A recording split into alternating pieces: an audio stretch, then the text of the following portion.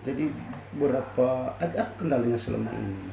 Apakah berapa orang yang tidak valid ini di Nias Barat? Sekitar berapa? Jadi di Nias Barat itu kemarin sudah ada sekitar 13.000 unit invalid. Jadi puji Tuhan telah terperbaiki walaupun tidak 100%, ada sekitar 85% sudah terperbaiki. Jadi buktinya masuknya saldo-saldo KPM bertahap. Misalnya penerima sembako ya di Nias Barat sama kita ada 9.672. Jadi secara bertahap Itu yang sudah terdaftar. ya, yang sudah terdaftar.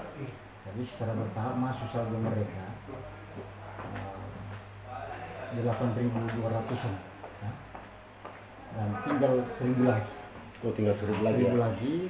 Mudah-mudahan semua data-data mereka yang sudah kita kirimkan ke sana valid, berdasarkan website. Jadi Bapak Ibu sekarang ini yang belum menerima bisa datang ke sini Ya, untuk divalidkan data mereka. ya, artinya kita melayani KPM yang saldo nol, termasuk Bapak atas nama siapa ini? Veronica. Nah ini misalnya si Veronica ini berbeda dengan KKS dengan kartu KTP. Tentunya ini mengalami kendala. Artinya mengalami kendala di pusat sana.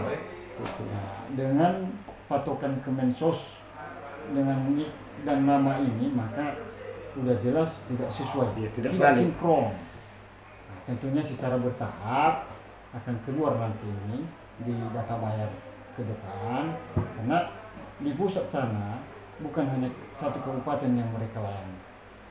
Ini kan kegiatan nasional. Tentunya seluruh kabupaten di Indonesia ini mereka layani. Tentunya bertahap. Tapi kita bersyukur dulu untuk kita Nias Barat ini, kita anggap dari 9.600 lebih tinggal 1.400 lagi yang masih dalam proses di Jakarta. Itu aja dulu. Oke, terima kasih. Terima kasih. Terima kasih guys.